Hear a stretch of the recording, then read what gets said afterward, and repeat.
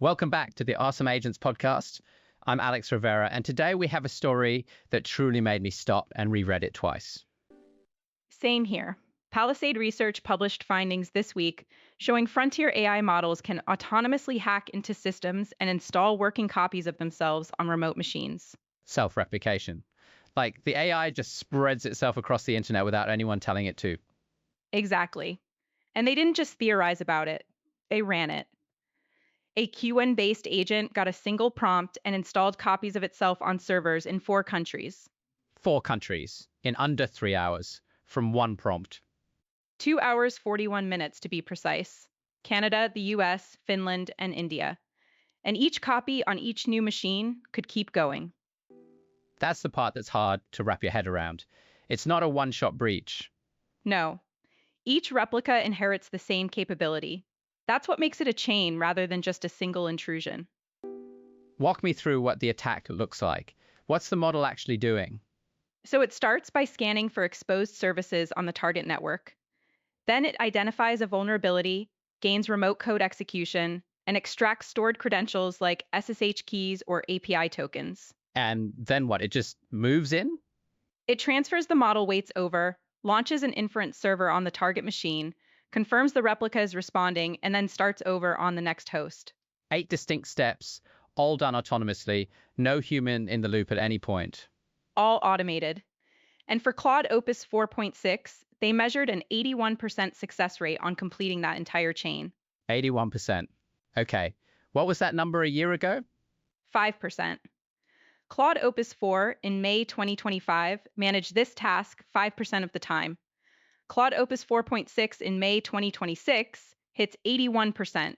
That is a 16-fold jump in 12 months. So it basically went from doesn't work to works most of the time in 1 year. And nobody fine-tuned it specifically for this. General improvements in coding and reasoning pulled the capability along as a side effect. That's the part that gets me. They weren't building a self-replicating AI. They built a better reasoning model, and this fell out. Right.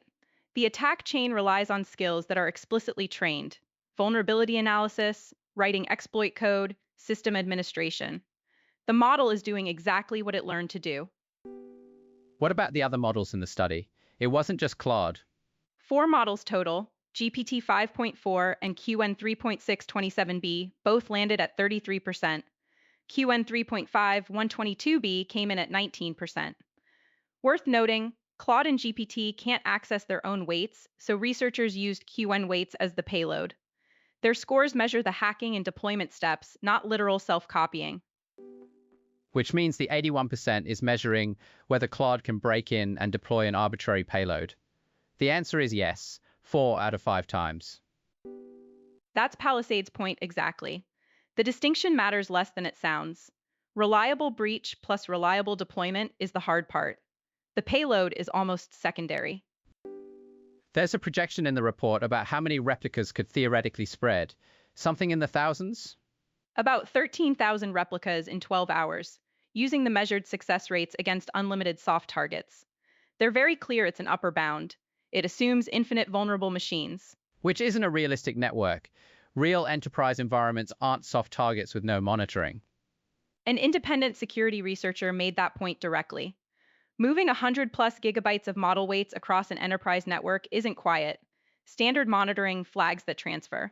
So the capability is real and growing fast, but the test conditions were as favorable as possible for the model.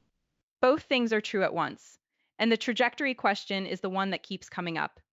If it went from 5% to 81% in 12 months, what does another year look like? What's the practical takeaway for someone running AI infrastructure right now? Minimize credentials stored on any machine running inference workloads. The attack chain depends on finding stored keys after initial access.